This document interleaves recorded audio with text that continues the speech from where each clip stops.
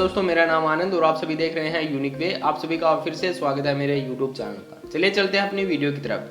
दोस्तों देखिए, आज हम जिस टॉपिक पर बात करने वाले वो हमारे पेरेंट्स के लिए है कि कैसे हमारे पेरेंट्स हमारी स्टैमरिंग को ठीक करने में हमारी हेल्प कर सकते हैं। दोस्तों देखिए, हम स्टैमरिंग कर रहे हैं तो इसमें ना हमारी गलती होती है और ना हमारी पेरेंट्स की गलती होती है। हमारी स्टैमरिंग जिस एज में स्टार्ट होती है उस एज में हमें नहीं पता होता, उस स्टेज पर भी हमें नहीं पता होता कि हमें इसके लिए क्या प्रयास करने चाहिए, हमें इसको ठीक करने के लिए क्या करना चाहिए, वो चीज़ें हमें नहीं पता होता। लेकिन जब हम बोलते हैं तो हमारे पेरेंट्स उस चीज़ को कैच करते हैं कि हम कहाँ पर गलती कर रहे हैं, वो हमें बोलते भी हैं, लेकिन हम उसका अलग तरीके से मतलब निकाल के खुद को शर्मिंदा फील कराते हैं। तो वो चीज़ें हैं कि हम हमारे पेरेंट्स की भी बातें नहीं मानते। हम सोचते हैं कि हम किसी डॉक्टर के पास जाएंगे तभी ठीक हो पाएंगे।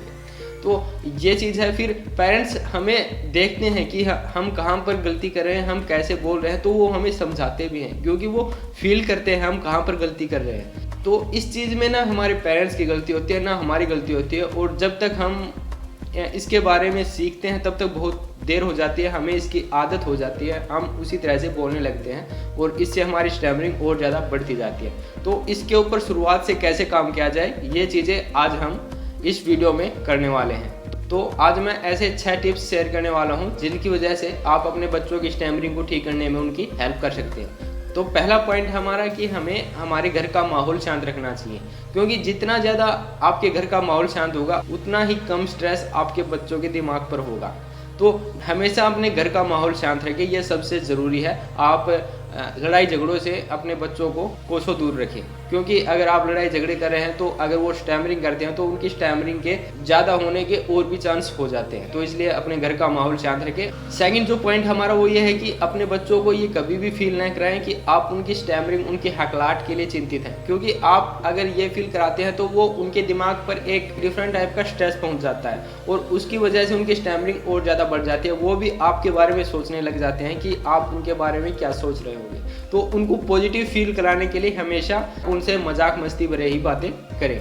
थर्ड जो चीज़ हमारी वो ये है कि हमारे बच्चे बोल नहीं पाते और इस वजह से वो किसी के सामने जाने से डरते हैं। तो उनको एक ऑप्शन दे कि अपने स्कूल में जाके, अपने कॉलेज में जाके या तो स्टेज पे जाके कुछ प्रेजेंटेशन दे या फिर आप किसी भी स्पोर्ट्स गेम में भाग लें। उनको 2 ऑप्शन दे, क्योंकि वो पहली बात है वो ये चीज़ तो कभी नहीं चुनेंगे कि वो स्कूल में कहीं पर भी स्टेज पर जाकर या क्लास में खड़े होकर वो प्रेजेंटेशन दे, वो ये ऑप्शन कभी नहीं चुनेंगे क्योंकि उनको बोलने में दिक्कत है। लेकिन अगर आप उसको दूसरा ऑप्शन देंगे कि आप स्पोर्ट्स में भाग लें तो उसमें जाने की वो इच्छा जरूर व्यक्त करेंगे और वो वहाँ पर जाएंगे तो वहाँ पर वो लोगों से मिलेंगे, वहाँ पर ऑटोमेटिक उनका कॉन्फिडेंस बाहर निकल के आएगा कि हाँ, हम तो सब कुछ कर सकते हैं। तो इसलिए अपने बच्चों को शुरू से ही स्पोर्ट्स में तो जरूर भेजें। कभी भी बच्चों को ये ना बोले कि आप आराम से बोले, आप रुक कर बोले, आप धीरे धीरे बोले, आप सोच कर बोले। ये सब उसको शर्मिंदा फील कराते हैं। आप सोच रहे होंगे कि ये उसकी हेल्प करेंगे कि आप जब ये बोलेंगे तो वो अपने ऊपर काम करना स्टार्ट करेगा, लेकिन इसका उल्टा होता है, वो बहुत ज़्यादा शर्मिंदा फील करता है इस चीज़ को लेके।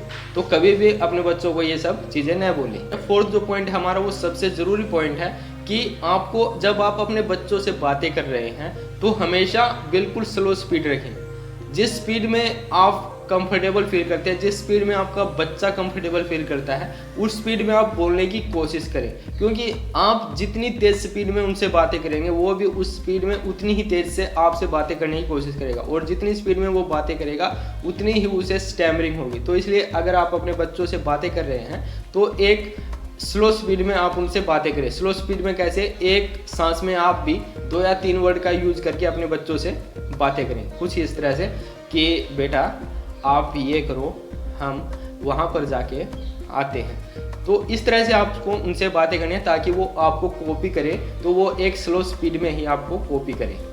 जो हमारा 5th पॉइंट है वो ये है कि कभी भी अपने बच्चों के जो सेंटेंसेस होते हैं, जो वाक्य होते हैं, जो वो बोल रहे हैं और जो वो बोलना चाहते हैं, उनको खुद से पूरा ना करें। वो जितना टाइम ले रहा है, वो जितना हकला रहा है, जितना स्टैमरिंग कर रहा है, उसको हकलाने दे, स्टैमरिंग करने दे, लेकिन उसके सेंटेंसेस को खुद से पूरा ना करें। जैसे मैं स्टैमरिंग कर रहा हूँ, मैं बोल रहा हूँ कि मैं वहाँ, मैं इतना बोल देता हूँ कि मैं वहाँ, लेकिन आप कैच कर लेते हैं कि जाऊँगा ये आगे बोलेगा शायद, तो आप बोल देते हैं जाऊँगा।